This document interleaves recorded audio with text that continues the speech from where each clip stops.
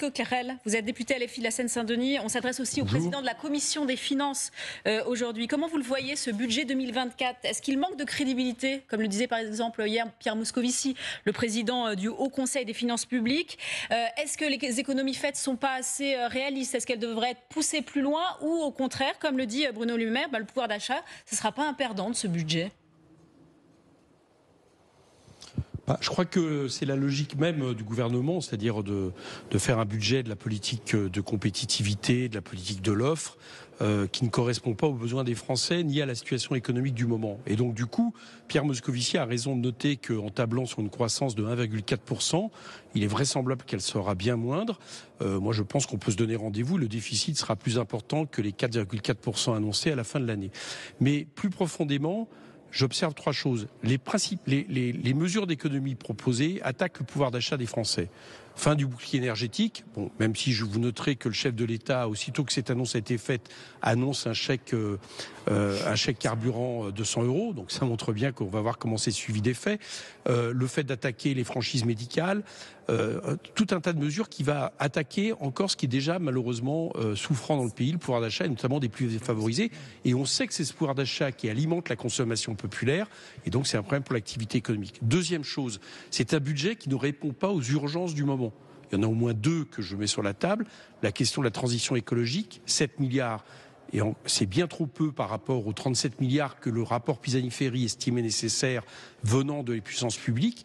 Et deuxièmement, le logement, qui est une implosion sociale totale dans le pays.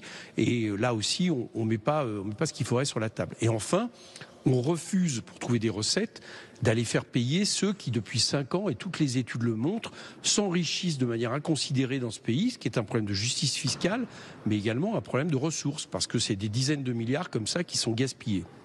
Comment vous iriez les chercher, Éric Coquerel, ces mannes d'argent et de ceux que vous dites, voilà, ne payent pas assez ou ne payent pas par rapport aux revenus engrangés ?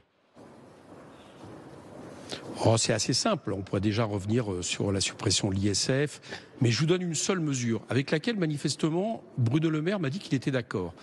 Si vous prenez les 370 milliardaires de ce pays, et ce que je vous dis là se base sur une étude faite par l'Institut des politiques publiques en lien avec Bercy, on s'aperçoit que entre leur impôt personnel, l'impôt sur le revenu que vous payez, où ils sont à peu près imposés à 2%, et leur impôt professionnel, c'est-à-dire ce qui touche sur leur activité professionnelle, ces gens-là sont imposés à peu près à 25%, pendant que la plupart de nos concitoyens les plus aisés sont imposés à 45%.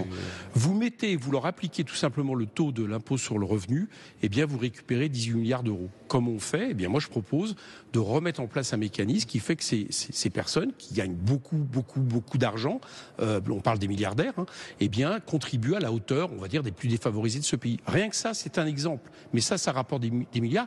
Bruno Le Maire m'a dit qu'il était d'accord. La seule chose, c'est qu'il explique que ça ne peut être fait qu'au niveau européen. On ne peut pas d'un côté, au niveau national, dire qu'on va s'attaquer aux chômeurs, aux retraités, etc. Ça pose pas de problème. Et puis par contre, quand on veut aller chercher de l'argent des plus riches, c'est uniquement au niveau européen. Vous voyez que là, il y a un paradoxe.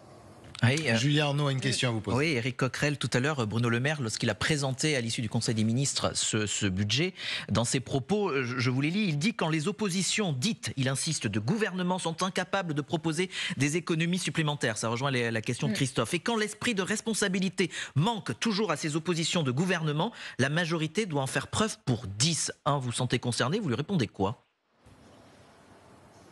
Je lui réponds qu'on est prêt à faire des économies. Je viens de vous en donner parce que je vous rappelle que les dépenses fiscales sont des dépenses. C'est-à-dire que quand vous faites, par exemple, vous prêtez, par exemple, vous donnez 200 milliards, c'est le chiffre, aux entreprises sans condition, c'est une dépense publique. Nous, on est pour revoir ces aides, non pas de cesser les aides aux entreprises, mais de les conditionner sur des critères socio-écologiques. Quand vous faites 50 milliards de cadeaux fiscaux chaque année, dont beaucoup, malheureusement, je viens de vous le prouver, vont aux plus favorisés, c'est une dépense. Donc on propose ces économies-là. Voilà, on n'a pas la même l'échelle d'économie. Nous, on pense qu'il vaut mieux faire des économies et faire contribuer à l'effort actuel les plus favorisés, plutôt que de faire contribuer le pouvoir d'achat de tous les Français, qui en plus, je viens de vous le dire, est mauvais pour l'économie. Vous savez, si le gouvernement a eu raison de dire cette année, le taux de croissance a été plus fort, à peu près 1%, que ne le disaient les économistes, notamment par rapport à l'Allemagne. Mais figurez-vous, je pense qu'il y a un rapport entre le fait qu'on ait eu un taux de croissance et qu'on ne soit pas rentré en récession, avec le fait qu'on a des dépenses publiques qui, d'une manière ou d'une autre, appuient quand même la consommation populaire. Il ne faut pas revenir là-dessus, il faut au contraire même permettre que l'argent soit mieux redistribué et puis que, je vous l'ai dit tout à l'heure, on investisse dans le logement, dans la transition écologique. Voilà, ce budget, il est entre les deux, c'est-à-dire qu'il s'attaque au pouvoir d'achat, il n'ose quand même pas aller jusqu'au bout de ses logiques. Ça, Bruno Le Maire l'annonce pour 2025, et de ce point de vue-là, je pense que c'est un budget qui ne répond pas aux besoins des Français.